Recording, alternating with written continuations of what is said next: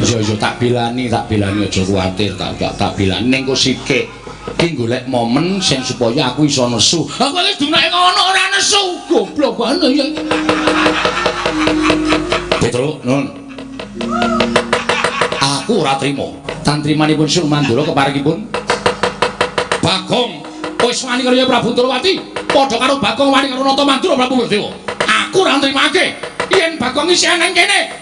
Tetep aku ora bakal trimo. Bagong kudu njaluk ngapura karo Yai Prabu Kresna.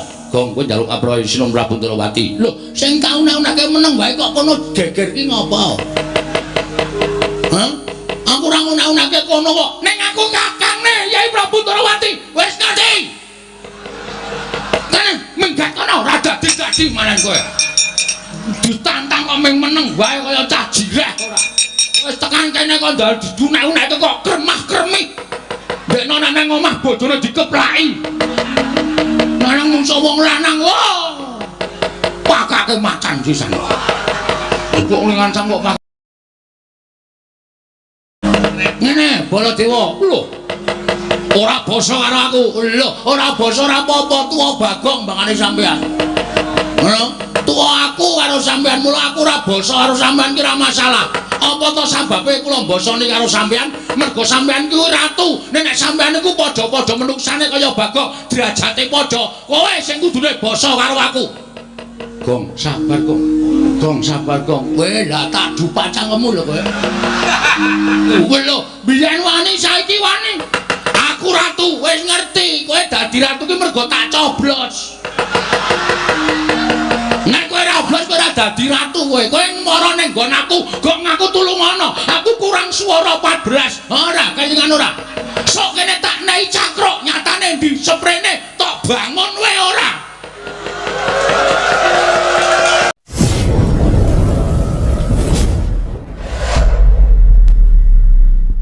Mbok wong ki ngajeni karo wong ki nek ora gelem dijiwit, aja sok jiwit. Wong ki nek ora gelem ditabok, aja sok nabok. Dumeh kono Nalendra aku mung kawula terus menang edan-edanke kawula, ya ora entuk. Wah, bener ngono kok. Kok Prabu menika ya lepat kok. Wong Bagong ora edan kok didan-edanke. Wah, wangune loro ati tak unekke edan. Loro ati aku ndek perasaane. Lho. Ora basa karo aku. Ayo man kowe marahi terus kok. Ya wis. Wong bagus dhewe Bagong padha raja sak pratamu. Cah bagus dhewe Bagong padha raja sak pratamu. Lah iki aku nek edan dadi wong suwi nek bagus dadi wong suwi karepe piye? Ah, Gong. Kowe engko lak tak ajar dhewe lho Gong kowe engko. Iki marahi geger tenan. Terus, aku ki ngilo wis sok semaput lho. Kok dunekke bagus dhewe. Nek carane wong Jawa kuwi ngelulu. Wong ngelulu ki ngungkuli wong ece larane. Mbok wis biasa wae wong aku ya ora rumangsa bagus kok. Pokok Prabu sampun, Bagong ngaten ki mawon. Bagong Kodarajo sak pratamu. Selamat. Aku ki ratu, iso ndeng lali aku nggih. Pengetunipun Ndara Baladewa wilujeng liring Sang Bikala. Yo. Bekti kula kunjuk. Yo. Pangestu Tamarana. Ngono nggih, mangkek keriku kapan-kapan tak jupuke. Pangestu kapan-kapan dijupuke piye? Alah, pangestu ora basae ngene gawe masalah. Bagong iki bribek-bribek terus. Ah iya. Petro Kodarajo, wilujeng Ndara Werkudara bekti kula nggih, Den. Yo, Bagong. Nun. Aja gawe geger. Kodarajo sapratamu. Pengetunipun Ndara Werkudara wilujeng. Bagong Kodarajo Petro. Nun inggih Ndara Janaka wilujeng bekti kula nggih, Den. Iya. Bekti kula nggih Ndara Janaka. Iya, Bagong. Nun inggih kok dangu mboten rawuh teng Karang Kadempel. Marahi cicilan kula do telat. Iya sesuk aku tak marono Bagong ya wis ora ana kewajiban. Lah rak ngaten ampun dilalekke Panakawan, Den. Iya Bagong. Petruk Bagong Kodarajo, Petruk Bagong Kodarajo. Ndara kembar wilujeng bekti kula kunjuk. Iya. Ndara kembar wilujeng bekti kula kunjuk, Ndara. Iya ya Bagong tak tampa. Iya ya Bagong tak tampa. Petruk kantong bolong wonten dawuh sinuwun. Ana wigati apa sowan tanpa tinimbalan apa saka karepmu dhewe? Apa diutus dening bapakmu Semar? Nun inggih. Sewu-sewu kalepatanipun ing abdipun Petruk Diagung Pangaksami kepareng kula ngaturaken tebah Siti Sekul bilung teling ron kelapa. Apuran ta mbok bilih wonten lepat kula nggih kula munjuk atur sapa Paduka Sang Lota. Iya Petruk ora dadi ngopo matur sembah nuwun. Estunipun ngaten sinuwun. Sowan kula menika mboten saking pikajengan kula piyambak, mboten saking niatipun Petruk dhewe piyambak menika mboten. Ning kula menika namung dapur dipun utus dening Bapak Semar.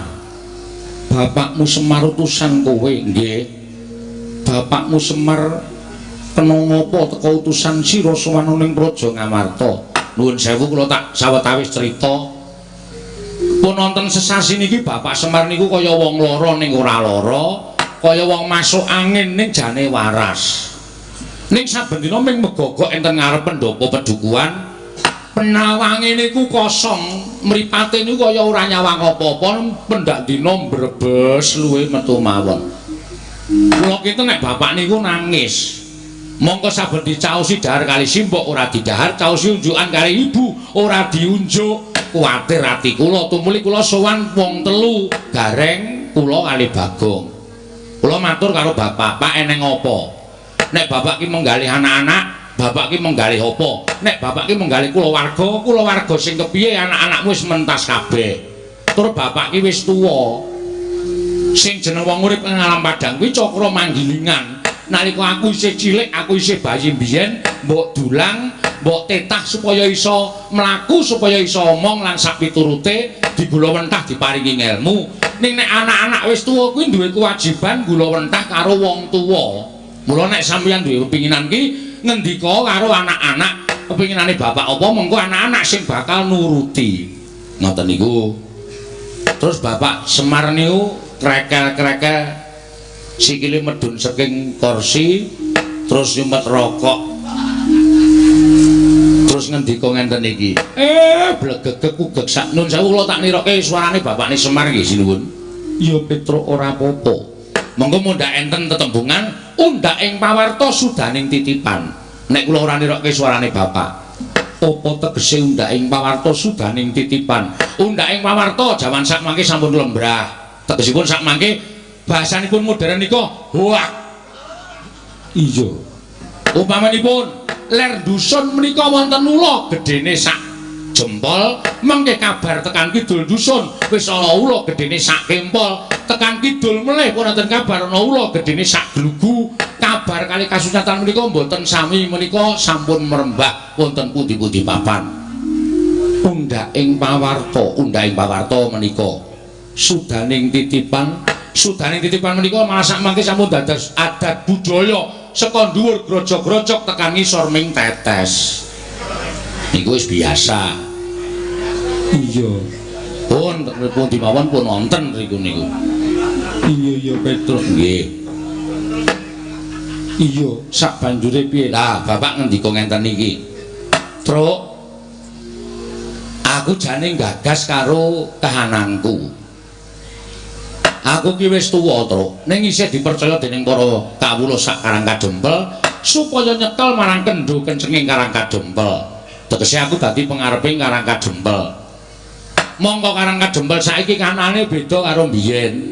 Ora mung Karang Kadempel, tak wawas negara Ngamarta ki kanane beda kalawan biyen. Ngamarta sing biyen dadi negara ingkang adil, makmur, warata, tias bagya mulya. Ngamarta sing biyen uripe kawula tentrem, sayuk, rukun, maksinamadan, daya dinayan, tunggal cipta rasa karsa lan karyane saiki wis beda.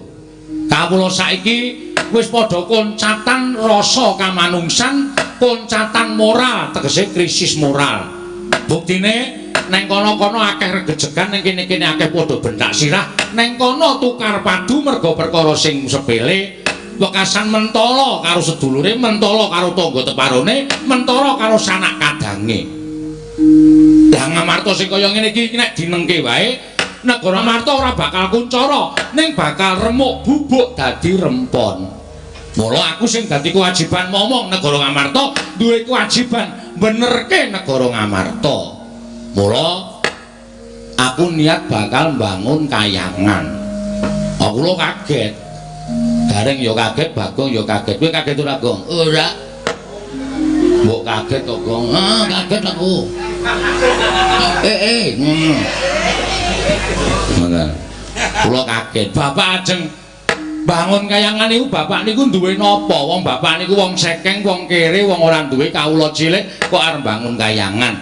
kula ajeng matur ngoten Bapak wis ndhisiki sik kowe aja ngira aku arep mbangun kayangan iki papan sing magrong-magrong dumadi saka Cak Mas Jamrut Hergeni kuwi ora ning aku pengen bangun kayangan iki pengen bangun morale para kawula supaya uripe pindhane eneng kayangan iki kebak kanikmatan kayangan iki kebak katentreman kayangan iki kebak kabungan ora ana rasa rejegan ora ana rasa padha memungsuhan ora ana wong sikut-sikutan ora ana wong plirik-plirikan ning kono ayem-ayem tentrem mula aku pengen uripe kawula sak negara Ngamarta kuwi mbane urip eneng kayangan ngoten lha terus pripun Pak kula matur ngoten ning syarate ngene to kowe tak kongkon sawana pepunden Pandhawa aturana rawuh ning Karang Kadempel Pandhawa 5 cacahe jangkep aturana rawuh ning Karang Kadempel sinambi mundi pustaka jamus miyang jimat kelima sada.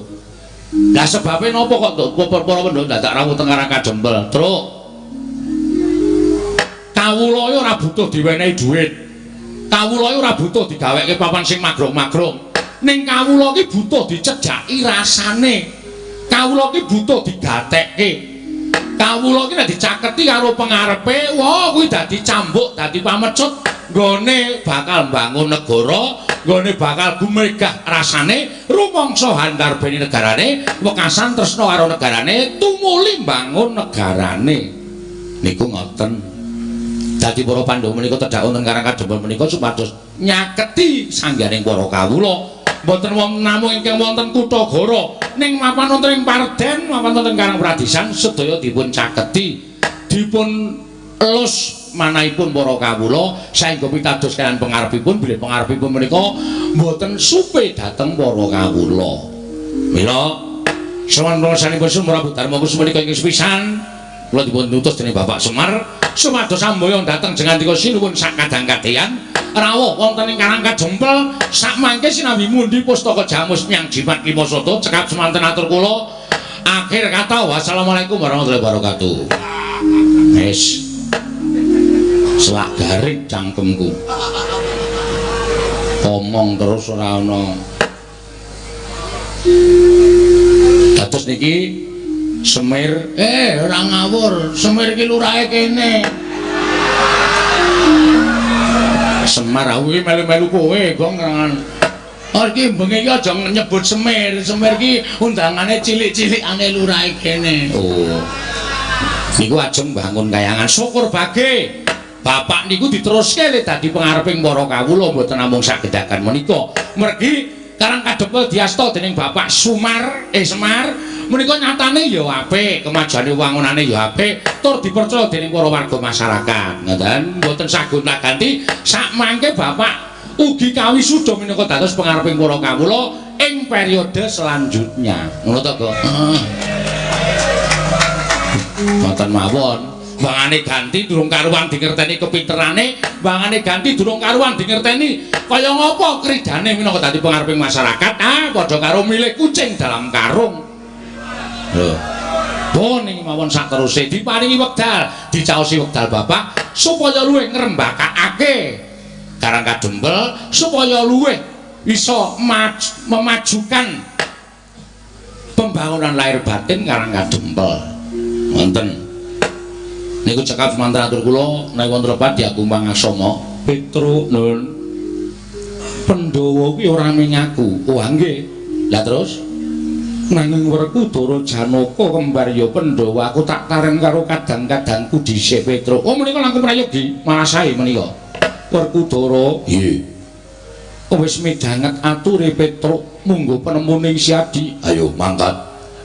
Petro. Nun yen bapakmu butuh Prabeya aja metu saka bapakmu ning jupuka saka Jodipati dinggo srana wewangunan bangun kayangan bapakmu ora gate saka Jodipati dientekke ora apa-apa.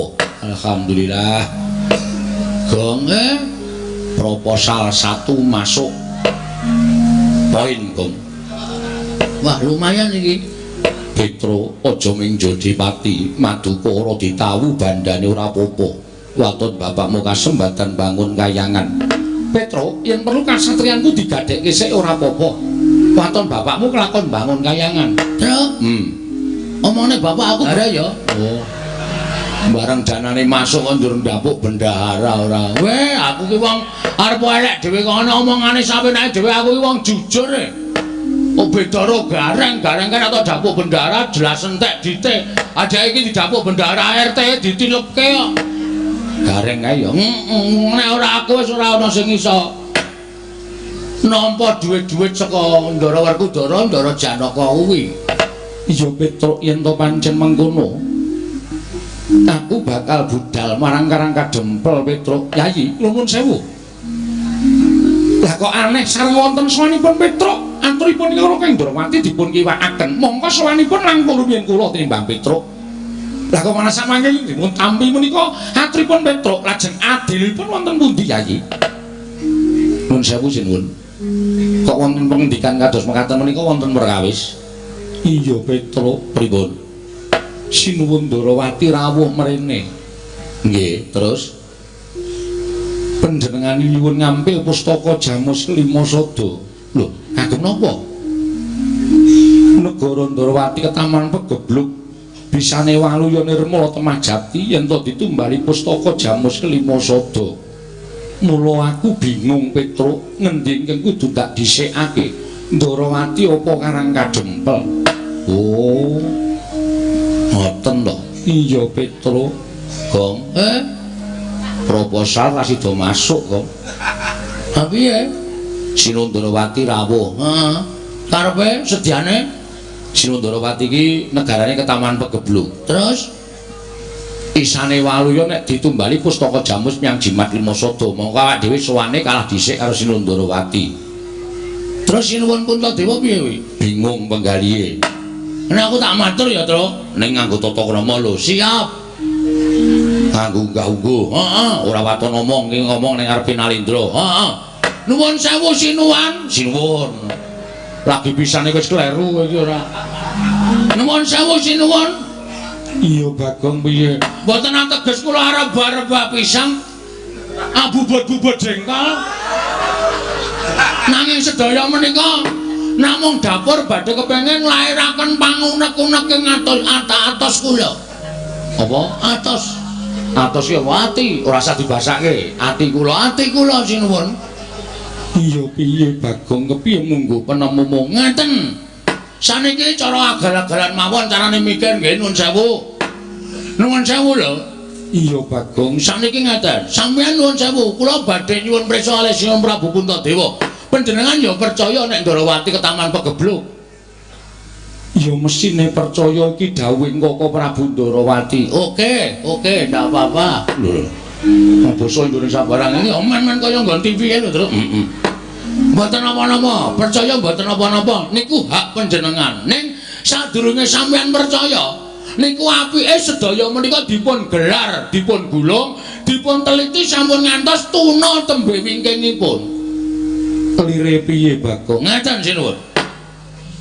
Sak jagat Rat Pramudita sing agem jeneng Sri Bathara menika nuwun sewu, sak ngertos kula namung kalih. Setunggal Sri Bathara Rama Wijaya, angka kalih Prabu Sri Bathara Kresna. Apa to sebabe kok nganggo jeneng Sri Bathara? Amarga menika titising Sang Hyang Bathara Wisnu. Sapa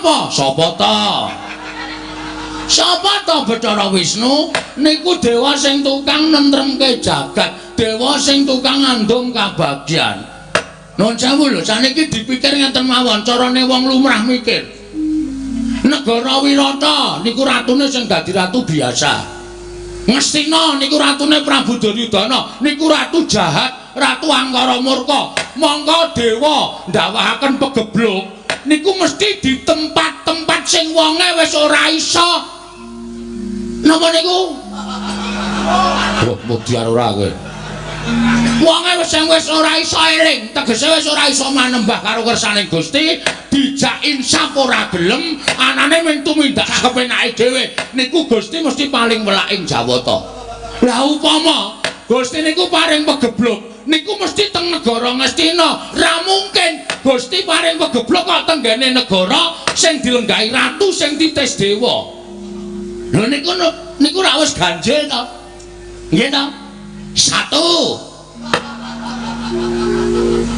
Terus, sing nomor 2. Nuwun sewu sinuwun.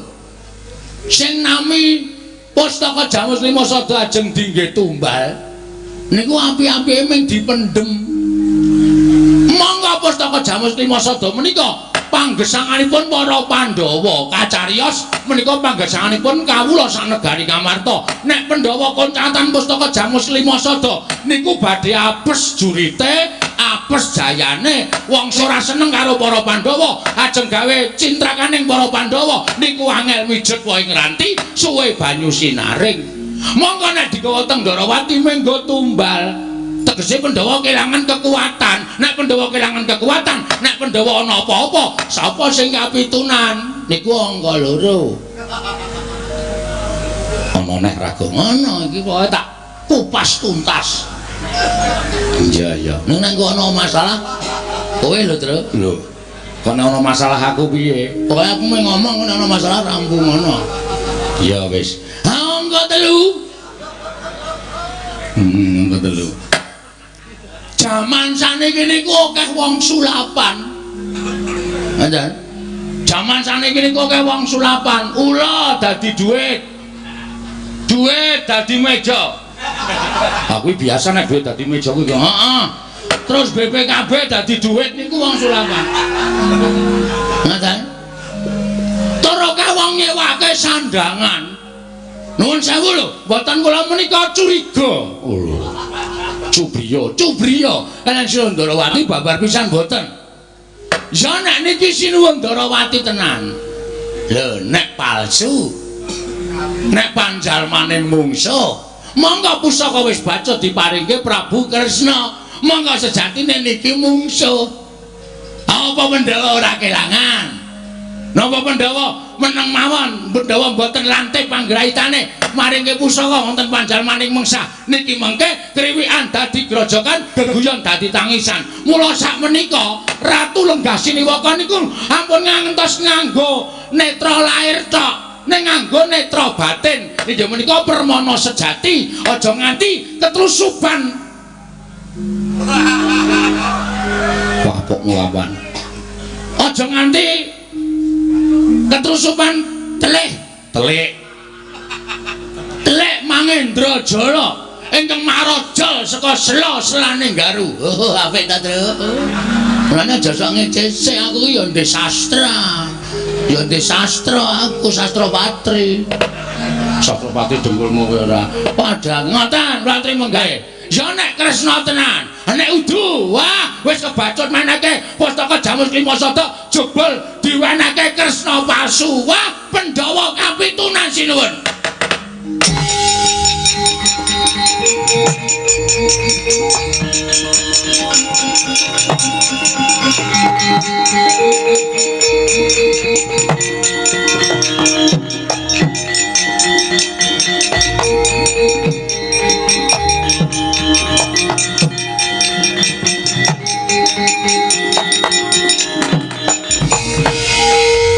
Panusmaning jajalanan sekretaning bawana iblis lanat.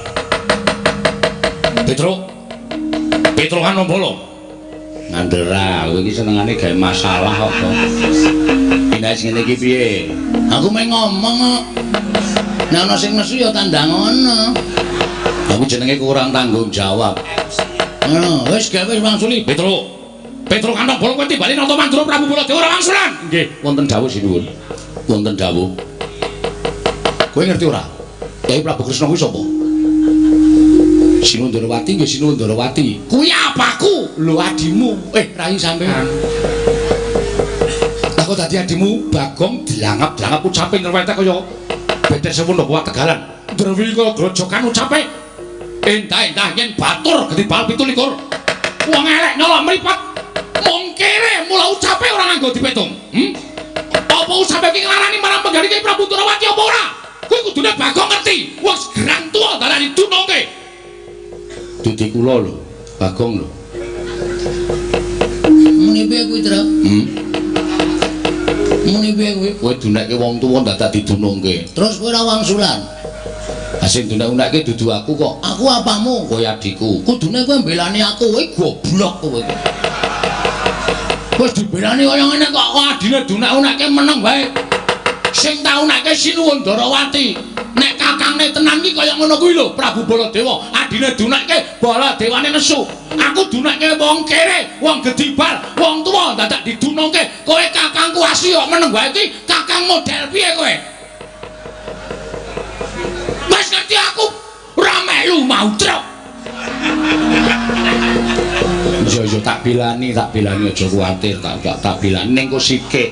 Ki golek momen sing supaya aku iso nesu. Aku iki dunake ngono ora nesu. Goblok banget ya. Petro, nun. Aku ora trima. Tantrimanipun Sun Mandura keparingipun Bagong wis wani karo Prabu Darawati, padha karo Bagong wani karo Nata Mandura Prabu Baladewa. Aku ora nrimake yen Bagong isih nang kene. Tetep aku ora bakal trima. Bagong kudu njaluk ngapura karo Yayi Prabu Kresna. Gong kowe njaluk ngapura Sinun Prabu Darawati. Lho, sing kaune-uneke meneng wae kok kono geger ki ngopo? Hah? Aku ora ngune-uneke kono kok. Ning aku kakangne Yayi Prabu Darawati. Wis ngerti. Kan minggat kono ora dadi manen kowe. Ditantang kok ming meneng wae kaya cah jireh ora. Wis tekan kene kok ndal didunek-uneke kok kremah-kremih. Dekno nang omah bojone dikeplaki. Nang mungsuh wong lanang lho. Pakake macan pisan. Kok ning ngancam kok pakake macan lho golek macan endi ora. Ngene Baladewa, lho. Ora basa karo aku. Lho, ora basa ora apa-apa tuwa Bagong bangane sampean. Ngono. Tuwa aku karo sampean, mula aku ora basa karo sampean ki ora masalah. Apa to sababe kula mbasani karo sampean? Mergo sampean kuwi ratu. Nek sampean niku padha-padha menuksane kaya Bagong, derajate padha. Kowe sing kudune basa karo aku. Gong, sabar, Gong. Gong, sabar, Gong. Kowe lah tak dupak cangkemmu lho kowe. Iki wis dadi kok dadak cewek. Sabar, sabar. Sabar dodo ayam goreng. Ngomong antel tenan kowe. Lho, ya ngono kowe wani karo aku. Kowe lho, biyen wani saiki wani. Aku ratu, wis ngerti. Kowe dadi ratu ki mergo tak coblos. Nek kowe ora tak coblos kowe ora dadi ratu kowe. Kowe mara ning nggon aku, gong aku tulungono. Aku kurang swara 14. Ora, kaya ngono ora.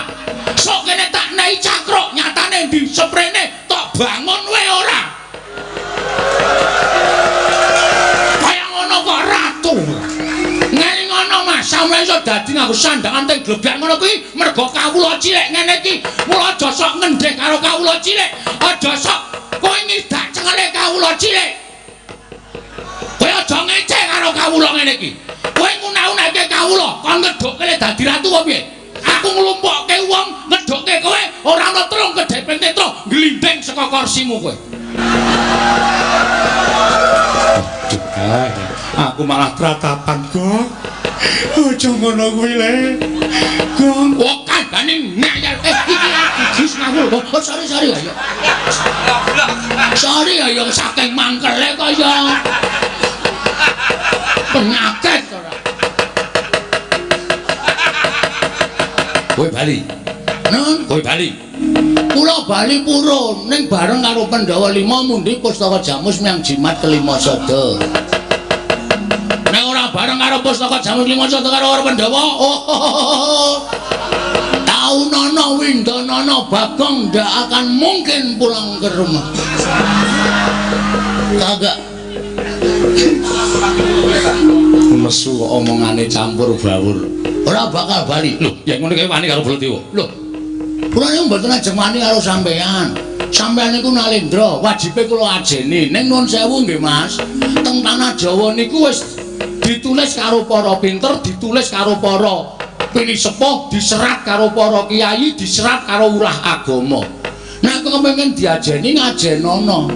Nek kepengin disembah nyembah. Nek kepengin di tata kramani ya tata krama karo sak pepadane. Ning nuwun sewu, sampean wau ngajeni kula napa? Sampean wau tata krama kalih kula napa? Monggo nek didelok umure tuwa Bagong, sampean ngunekke kula gedibal 17, wong elek kelok mripat mung kere. Mas, Sandangan iku sesuk ora diukur karo sing gawe urip. Bondo donya sampeyan iku sesuk ora diukur karo sing gawe urip, sing diukur men kelakuan sing apik. Derajat pangkat ki ora dadi ukurane ngarepe sing Maha Kuwasa. Ngono dipeng-pengke ora. Sing dadi ukuran kuwi kelakuan apik. Arep Bagong rupane kaya ngene, mung nganggo sarung, mung nganggo kathok suwek. Sampeyan nganggo busana keprabon ning iso sesuk waktu di sana sampeyan tanggo ancek-ancek mlebu swarga. Sampeyan sing tak ndelepke ning neraka. Mergo sampeyan duwe derajat pangkat dienggo ngenjak wong sing ora duwe kaya ngene iki. Penyak, manusia macam apa kamu? Manusia macam-macam ya? Koko Prabu sampun. Koko Prabu sampun mangke mindak mboten kan Gusik. Aku ora trimo. Iki nek karepe piyayake aku diundang-undang karo Bagong, malah diundang-mono karo Bagong. Kowe saiki bali kono karo bapakmu. Kowe bali kono karo bapakmu. Bapakmu ki wong kere, bapakmu ki gedhi bal 7 liter. Wong bapakmu ki wong arek nyolok mripat. Bapakmu ki men batur arep bangun kayangan ki sing ora apa. Bapakmu ora gablek apa-apa. Kon ngilo karo gitoke, kon ngilo karo cengele Semar. Duwe gegayan bangun kayangan, cebol kaya wulan wutong itung lintang tangi kelakone jebak urunge. Sampeyan saya gawe mangkelku lho iki. Ki nun sewu nek aku wis ngilangi tata krama. Gong.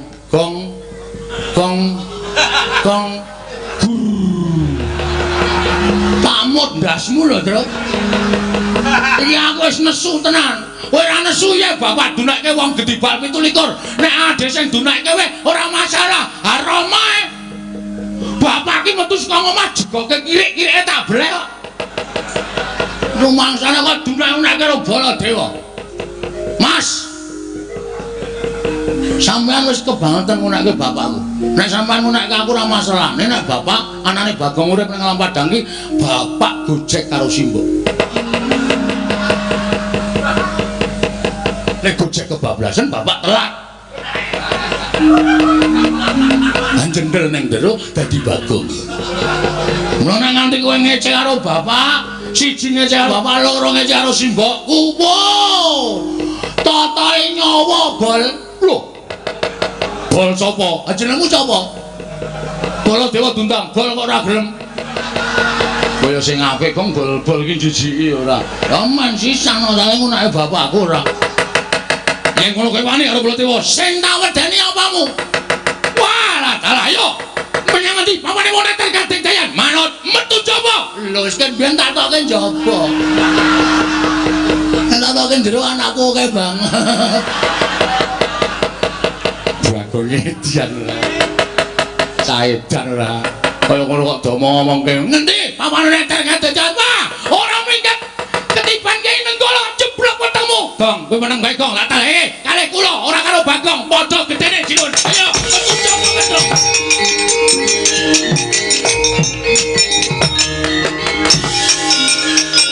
harus tarik cakaran kentane bawa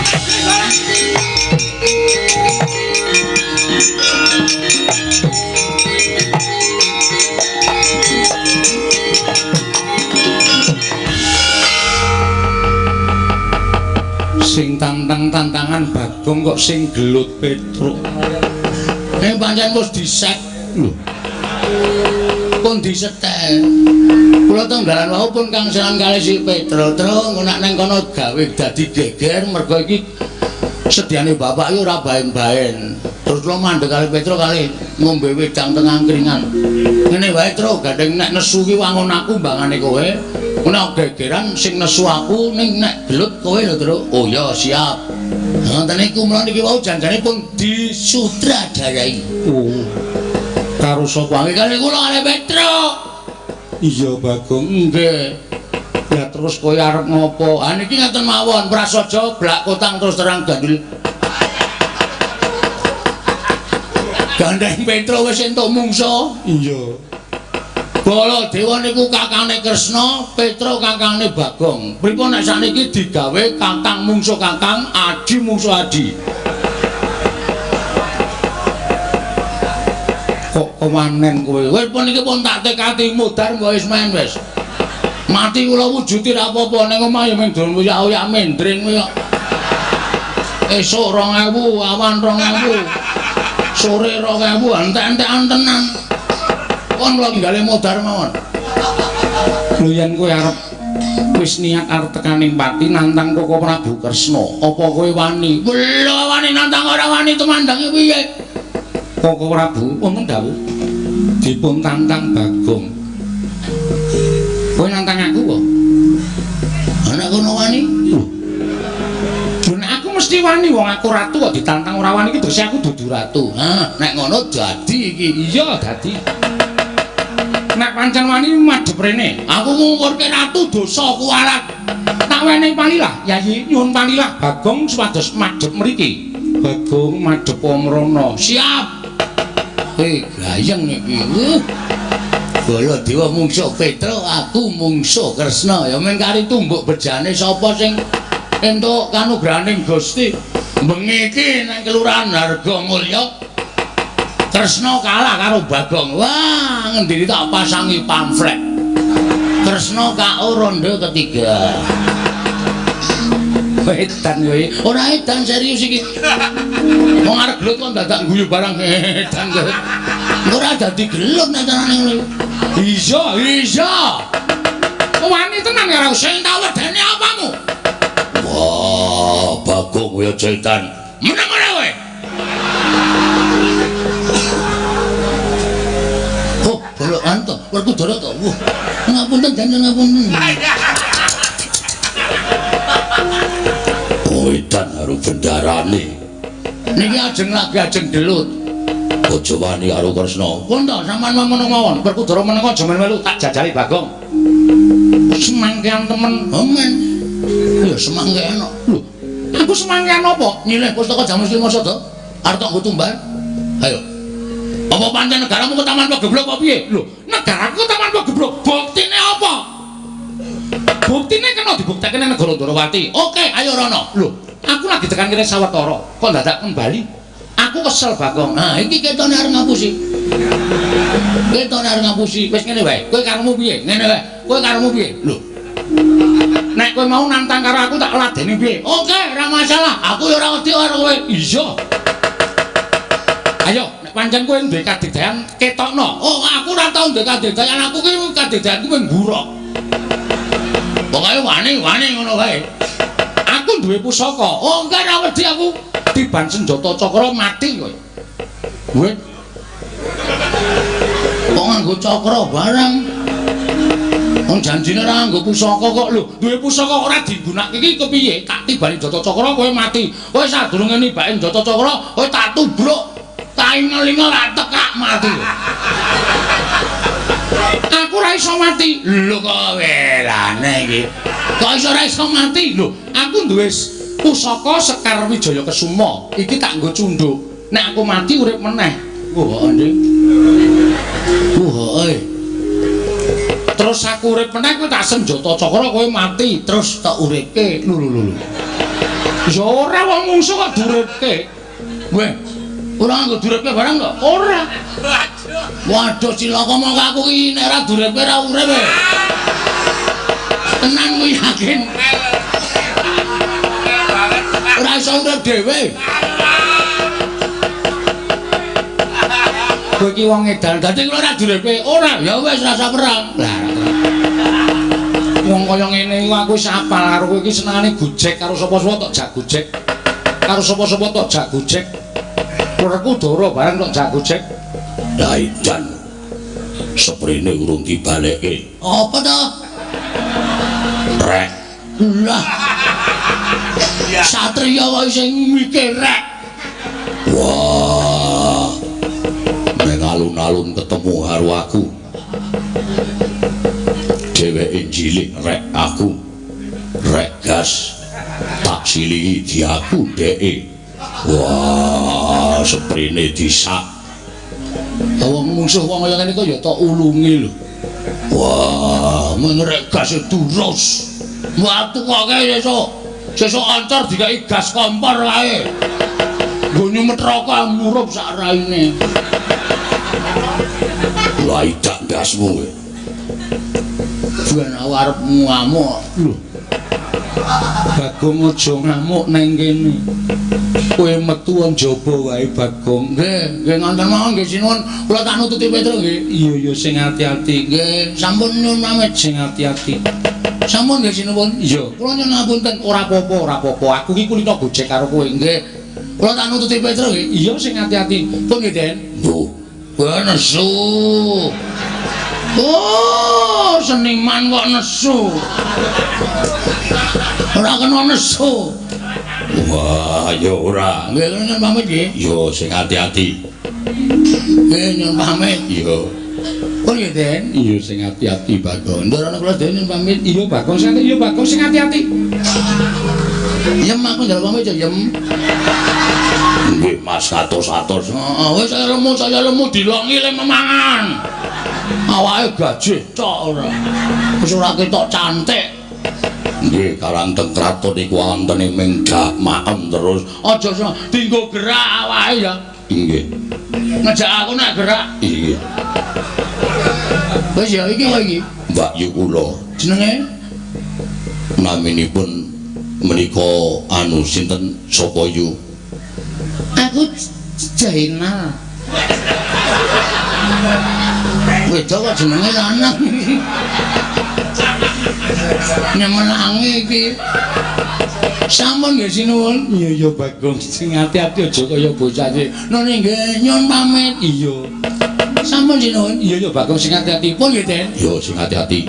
Ndaraku nyuwun pamit. Iya sing ati-ati. Ndarana kula dewa. Iya Bagong sing ati-ati. Pun kula tak metu lho apa? Nek ora tak andani Petro iki jan tobat tenane. Niki mongko ndak malah kriwikan dadi grojokan geguyon dadi tak. Anu kula nyuwun pamit nggih sinuwun. Iya sing ati-ati aja kaya bocah nggih karang kula niku Petro ki nek nesu wonten nika. Iya, bingung antian kula niku. Mengke mesti wani karo Prabu Baladya mesti wani. Iya, nggih. Apa nggih? Iya, Bagong sing ati-ati. Sampun, Ndara. Iya. Ndara Janaka apa nggih? Iya. Nah, Zainal pamit sik ya, Nah. Ingat atos. Monggo kawan-kawan anu duwe nomor WA. Gadah. Ya kok WA-mu dilebokke WA-ku ya. Inggih ngestaken. Heeh, engko men iso WA-WA-anan inggih. Pun wonten mawon nggih ndara-ndara sedayanipun. Iya, Pak. Iya, Pak. Kula nyuwun pamit madal paselan. Bareng iya sing ati-ati. Aja kaya bocah cilik nggih. Ana ora tak elekke nemelangi tenan nek Petro niku. Ora jan niku iki bola-bali arep ngopo. Wah, jan wis ora tanggap. Wis pomat pamit kaya mesa dinengke wae. Mbaya ngulungi pira 10 apa pira. Bocahe ben njaluk dhuwit to. Jawa niku wonten niku. Pomat pamit wira-wiri niku men disangoni.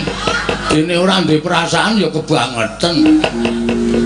Nalindra lenggah siniwaka ora ngesak dhuwit. Waduh. Sinondrawati, aku ya ora nggawa. Aku ki nitik kreta mau tekan kene. Walah. Ora duwe. Alah ngomong iki mau.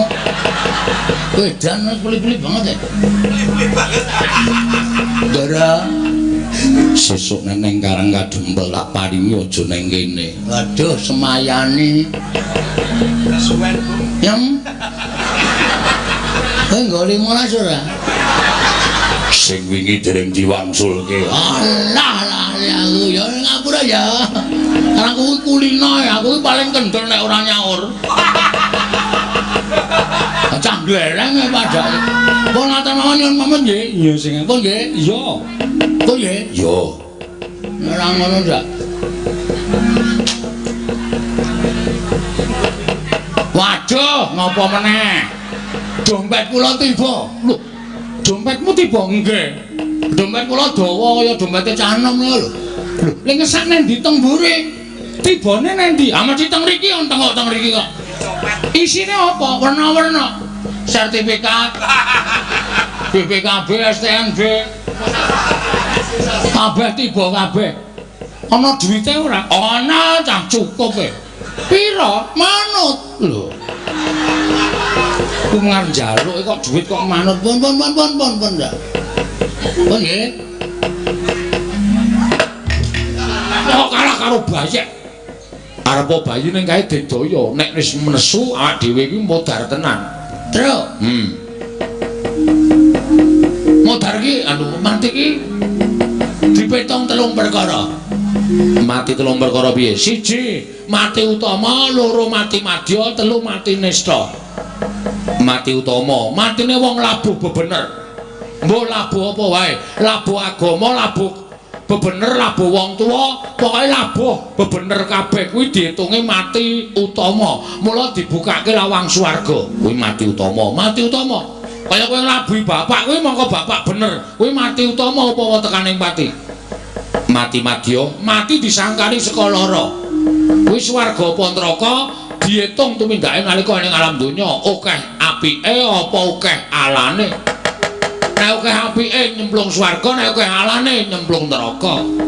Mati nista, matine wong lalu. Kowe ora kecemplung swarga, ora kecemplung neraka, sukmane ngramyang ora entuk dalan sowan ngersane Gusti, mapane ning kayu watu pendak malam Jumat Kliwon dikutuki jaluki pesugihan. Kuwi matine wong nista. Ngono ya, Gong. Mula nek kowe nganti mbelani bapak, wani karo anak-anak Pandhawa sing mbelani Baladewa. Wah, wis to yakin tro, ora usah wedi mati. Matimu nista. Utama. Ngono ya. Nek aku tetep mati piye, Gong? Wis ora apa-apa, santai wae to. Mati kok santai? Bela. Utama matimu kecemplung swarga. Wah, petuk widodari. Petruk, sukmane Petruk ayo padha diroyong. Wah, cekel widodari lebokke swarga. Blung. Sedelet terus cemplunge neraka. Wis. Kuwi piye to le omongke wong deg-dege ora? Ngono kuwi asli, aku ora goro. Wah, ning atiku tetep tatapan. Ngene wae. Mengko nek putra-putra Pandhawa do tekan kene. Heeh. Kowe ora wani to karo Dratasena, Dragarkoca, Drantarja, ora wani. Kowe sing nantang utawa tok genahke masalahe apa, tok elekke kena dijum sarana aris apa ora? Nek tetep do nekat arep nyekel kowe, omong aku tak rampungane terus. Iki ora ming cangkeman lho iki. Aku wegah iki nek ming ngomong tok. Kowe wani apa karo anak-anak Pandhawa? Wih lho. Kowe ngombe karo aku kok. Bagong iki nesu aja kok anak-anak Pandhawa. Mbok dewa medhun aku ora wedi. Kan dasarku bener lho, Tru. Heeh, dasare bener. Wis kono. Engko nek Antasena tekan kene jak omongan. Arep ngopo kowe Antasena? Nyekel Petruk. Kena tak elekke apa ora? Ora, langsung jawe laku sikate. Oh iya. Serius iki, serius. Ben pokoke tetep aku. Tenan lho. Tenan wis. Nek tenan, kowe lungguh buri kene. Oke. Kok nek kira-kira kowe Antasena dijum saranane ora gelem jawe laku asikate. Yo, ning tenan lho. Ora usah kuwatir pokoke.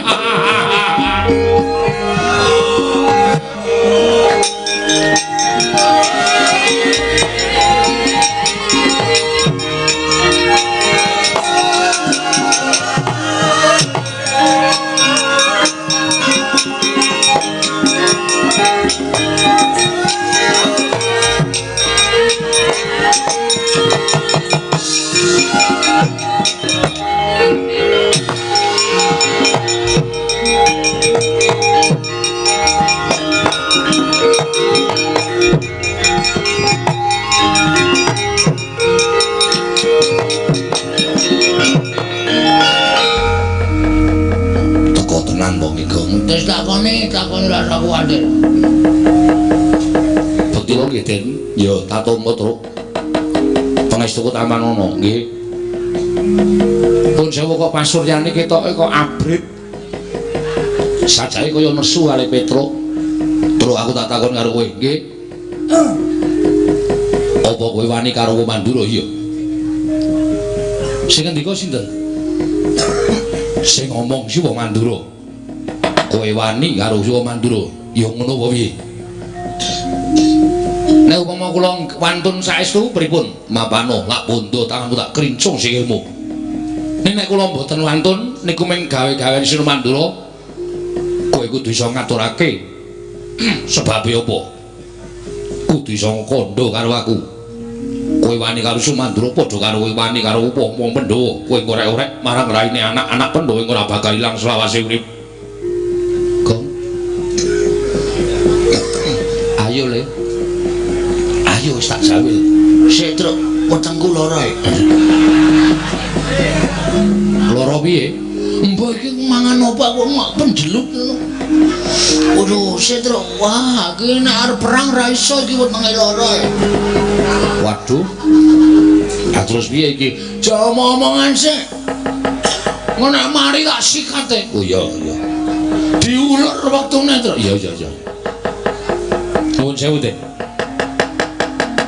Nek kula ajeng manggebuki gedhe-gedhene kula ajeng mangpateni kula niku mboten ajeng pripun-pripun kula mboten ajeng elak. Nek Waton Petruk salah lho. Waton Petruk luput monggo. Kula niku kawula sing tetep karo pernatan hukum negara Ngamarta. Sapa sing luput kudu dipidana. Kula niku manut. Ning nuwun sewu. Sampeyan niku nampa pelapurane Ndara Baladewa nek ana lakon kaya ngene iki, ana masalah karo Petruk, sampeyan aja nampa sepihak. Aja nampa lapure Ndara Baladewa tok, ning Petruk mang takoni perkarane pripun. Merga mriko kalih mriki mesti benten. Mriko digawe-gawe versi mriki ya tak gawe-gawe versi kula ning Petruk ora gelem gawe-gawe. Petruk jujur apa anane. Lah perkarane apa? Perkarane ngeten. Kula dikongkon bapak ajeng bangun kayangan. Truk sowan pepunden Pandhawa, mboyong Pandhawa 5 cacahe mundi pustaka Jamus 5 sada. Del, kula tekan negara Ngamarta. Iya, terus tekan mriku pun nonton Sinuwun Darawati. Sinuwun Darawati ngersake pustaka Jamus 5 sada arga tumbal wadal negara Darawati, merga negara Darawati ketaman pegebluk. Lah niki cangkeme duwer niki sing ngomong. Darawati sing ketunggon ratu sing ketitisan dewa kok taman pegebluk niku mboten ajeng kelakon. Saya sakniku ke wong sulapan, akeh wong gawe-gawe. Ya nek Sinuwun Darawati tenan, nek dudu mongko nggo tumbal niku api-apike ming dipendhem. Nek nganti pustaka Jamus 5 sada niku ming dipendhem kalih Sinuwun Darawati, tegese Pandhawa kelangan kekuatan. Bagong ngomong ngoten niku. Lah kok Sinuwun Mandura nesu. Iblis lanang anu malih jajaran sekretare bawono Petruk. Wong kere ketimbal mung melarat. Diapurmu ora ngerti tata krama. Kula dunekke kere ora apa-apa, dunekke melarat ora apa-apa, wong dasare kula ya kere tenan. Ning bareng ngancik balya kandha karo bapakmu. Bapakmu ki wong sekeng, wong ora duwe, bapakmu ki wong melarat arep bangun kayangan iki sing goragat cengele ae wae piye? Nuwun sewu. Nek nganti bapak kula dunake kaya ngoten niku mongko kula anake. Nek kula ora nesu terus kula niku anak sing piye? Saniki kula tak takon karo sampeyan. Nek sampeyan anake Ndara Werkudara terus kula lokke. Ayo, Antasena anake Werkudara. Wong dlogak-dlogok. Ora iso basa, unah-unuh ngalor ngidul. Aku nesu. Padha aku ya nesu. Kula niku nek nesu merga kula niku belani bapak ora kok nesu merga Petruk niku wani karo Mandura ora. Nek Sinuwun Mandura niku ngerti tata krama, ngerti unggah-ungguh, aja suwiyah-wiyah karo Semar Badranaya. Yen diukur perkara umur, tuwa Semar, wajibe wong sing luwih taruna niku ngabekti karo sing werja. Ora ngune-une kaya ngono kuwi, ndak ditiru karo para kawula. Sir kula ngoten. Waduh. Truk nun. Nek tak petu-petu kok bener kowe mbangane Siwa Mandura. Akhire panjenengane iso mikir. Kok nganake Petruk. Serada penak ya wetengku Truk. Wis penak. Wes mari untut banter ora ngono. Ora. Lah ya untut piyayi ya. Dua untut piyayi-piyayi lah. Wis rada penak, wis penak iki piye? Sikat apa piye? Kusike wis. Iku wis rampung rembuke kok sikat-sikat ora. Nyikat juping kono. Padake ora. Truk nun. Aku ra sida nyekel kowe. Matur nuwun Den, sampeyan iso nampa napa alasan kula. Ning kowe durung slamet. Maksude sing goleki kowe dudu ora ming aku. Terus Kakang Antarja, Kakang Garukaca. Goleki kula? Iya. Ajeng nyekel kowe. Saurane mesti bakal miloro karo kowe. Duh, piye, Gong? Sik migrene aku Truk. Kowe iki anggere ana bahaya migren wetenge lara, dobolen. Anggere muni tentrem kok waras. Aku kan listrik e.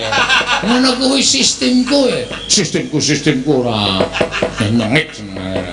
Wis pokoke ditanggung wong loro. Ora usah wedi. Nek aku wering karo kowe ya, Truk. Muling pripun? Nek kowe dikapak-kapake Kakang Garwaca aja males. Lho, aku ora entuk males pripun? Nek kowe lara tak tambani, nek mati tak uripke. Ngangge napa? Aku duwe banyu sungut iki didaya, iki ampuh. Iki nek tak peres metu banyune. Iso nggo nambani wong lara, nggo nguripke wong mati. Nggih. Dadi Kakang Garwaca nek tekan kene, kowe arep dipiloro, kowe manut wae utawa kowe gawe sandiwara supaya Kakang Garwaca wedi karo kowe. Oh nggih, siap. Ketratase kowe diantem yen nganti kowe lara tak tambani. Upama dipotho sirahmu, aku sing nguripe karo kowe. Oke, wis ngono ya. Wah, leleng iki aku. Wis ngono wae. Aku tak ambles bumi. Sik.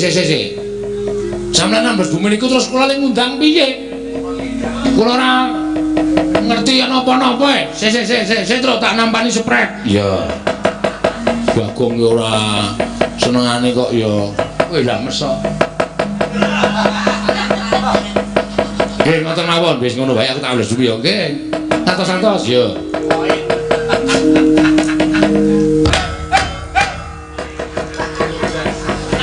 Napa, Gong? Anu mung jajal kok. Engko nek ora tak undang ora mara, wong edan kok dijajal. Dadi jajal nek lobok bareng. Lambene ra. Ayo terus semangat 45. Galuh kae gendetane. Iya. Ku mlebet kang awe-awe abang putih sanjuane ku lambang sejatine pokoke sapa sing arep gawe patine Semar utawa gawe cintrakane Semar, luwe-luwe arep gawe cintrakamu terus diwaneni. Ndara Antasena siap sumaju mbantu arek kowe. Ya, ngono ya, Kak.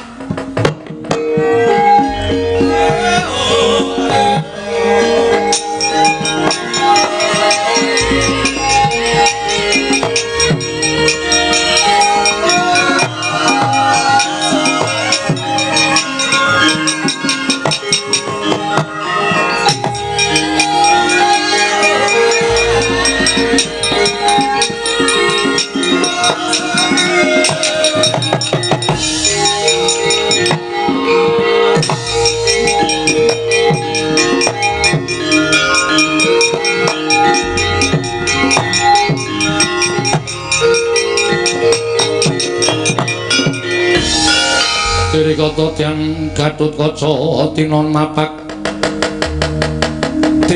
Karkasuta tekapira Kresna Parto maneher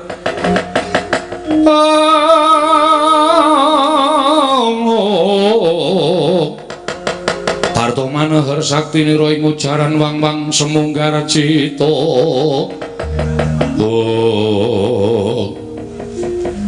Ndara Gatotkaca, iya Petruk. Mandhap saking Dirgantara kok sajahe kesesa. Pancen aku goleki karo kowe. Nek pun ketemu, aku tak takon Wangsulana, nggih. Kowe wani karo Siwa Mandura, ya Petruk.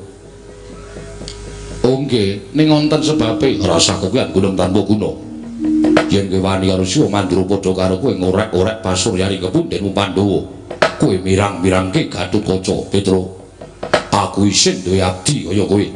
Yen kowe wani karo Siwa Mandura, mula wektu dina iki gelem ora gelem ulungna tanganmu tak bondo, tanganmu tak krincung sikilmu. Tak adepake ning Pradata Adil.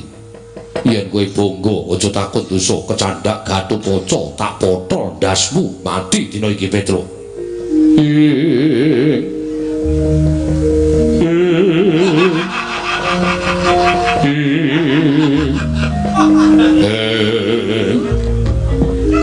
Cakepan to. Seneng wae to. Mak teragap atiku. Sampeyan ngendika Petruk nek kowe bangga tak potol ndasmu mati dina iki. Den, kula niku wong tuwa. Kula niku wis tuwa. Wis tuwa kok ora ditebaske. Kowe tak pancal cangkemmu lho, Gong. Iki arep sandiwara. Oh ya maaf. Sampeyan niku mestine kudune ngerti unggah-ungguh, ngerti tata krama. Upama Petra niku manganggo pleru monggo. Ora apa-apa kula ajeng napa-napake ora apa-apa. Aja kok dibondo. Mang pateni teng mriki ora apa-apa. Ning tata basane sing apik. Tata Dumdel iki Mas didung adil. Aku sing ngalahke loro, sing siji kowe. Waduh. Mbok aku rasah terus. Weh, nyambut sikinan gawe iso gawe kabeh. Apa to? Nyambut gawe siji nyambut gawe kabeh. Aku nyambut gawe loro, kowe nyambut gawe ngalahke siji. Waduh. Mun aku mati, mati utama. Ah, telek. Ku sing ngomong aku kok dadak mati utama. Mati utama milane bapak. Oh ya wis tak lakonane. Ya. Hati lho kok. Terus. Antarjawi ampuh banget. Hakakane Ndara Garukaca ya ora ampuh piye. Kae putune rajane Ngula, dewane Ngula. Edan.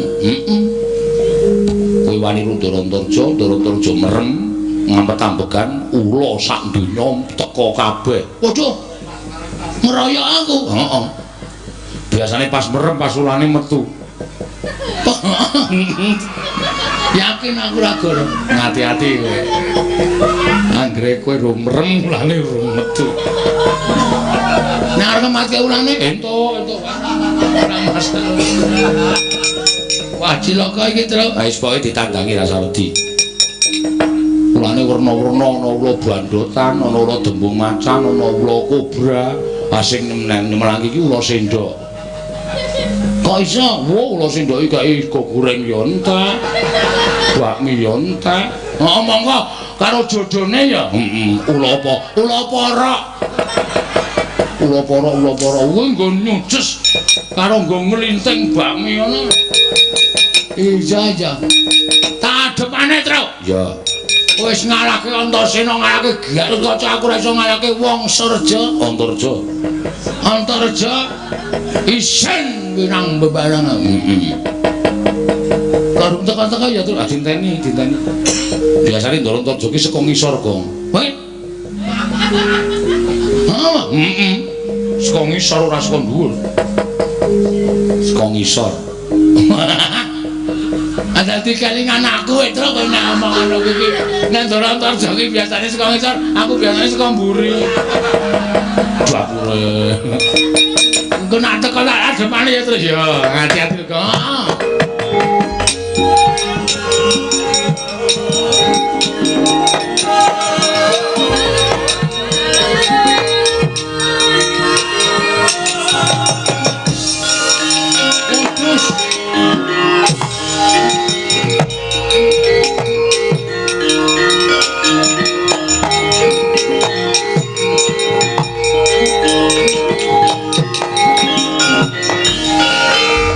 Keperanggul mungging ayuda bapak bawatnya bentar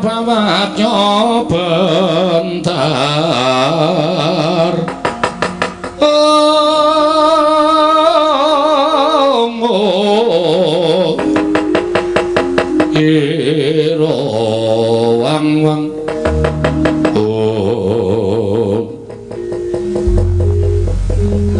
Ndara Antarja? Iya, iki Bagong. Nggih, iya. Duh, gugup aku wisan.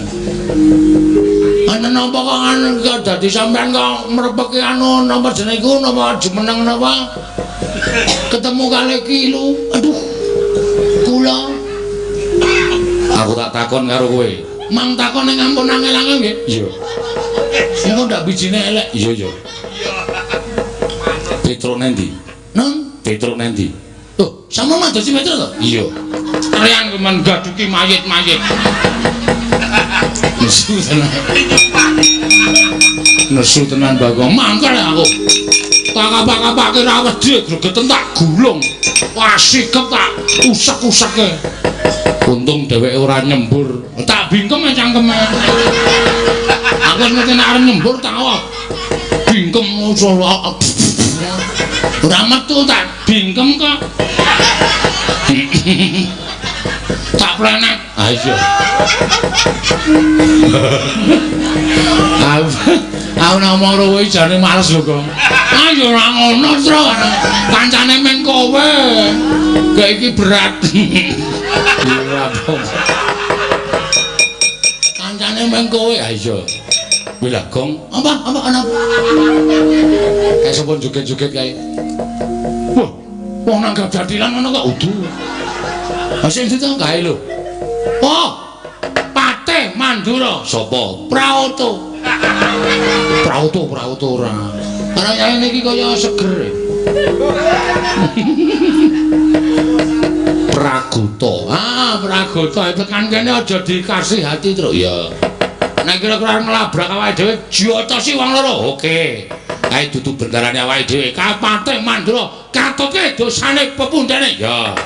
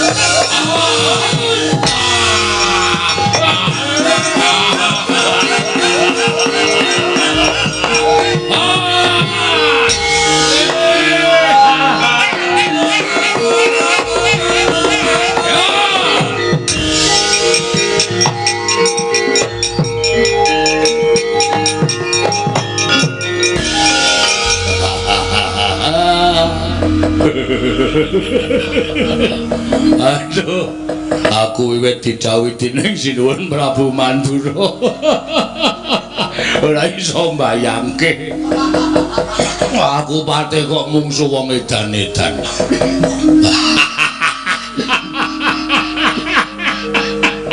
Oh, Petro, aku lek arep gelut karo kowe piye nek weruh rupamu aku guyu terus. Irung kok kaya sosis. Oh, hei. Untule bodong. Ndredek medun. Kaya dilinting munggah. Oh. Wah. Sing mburi kae malah marahi lara weteng aku. Cangkem kok kaya jogangan.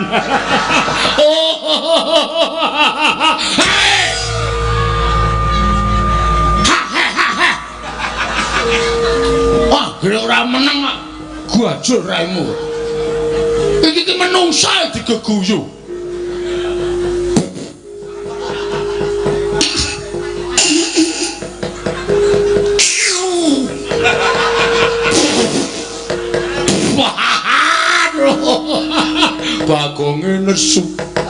Bagonge nesu. Aku digetak. Abape kaya batang.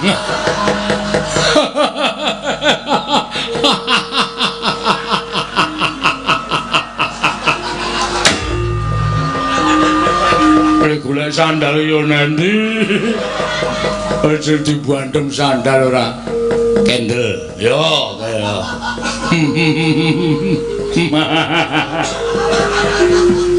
Sampeyan mriki ajeng napa?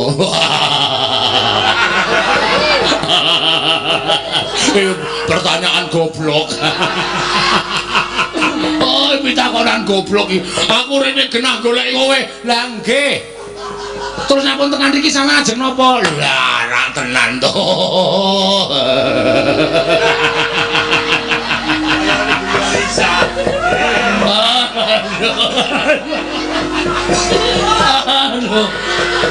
Nekel kowe, weh. Nyekel kula? Iya, kula melumpat. Telek kowe. Tro kowe iki ora rampung-rampung le omong ngene ora tak tanangane. Kowe ini arep ngopo? Ayo omong sing serius. Iki yo takon karo nuthuk nganggo gitik barang. Ya men kowe ndak omong wae. Kowe lak candhak lak bondo. Nah, ngono dadi. Ayo guys, terus Bang Suli. Lho, sampeyan aja nyekel kula. Ah mesine ngono. Aku ora gelem tok cekel. Kowe ponggo pondo nang kerincung sikilmu. Ya. Mang maju. Sampeyan kawirangan mungsuh kula. Bangga kayon. Wah, iki meh pancen. Yo, ayo mati. Yo, ayo gamelane gak dunake. Gak perang yo.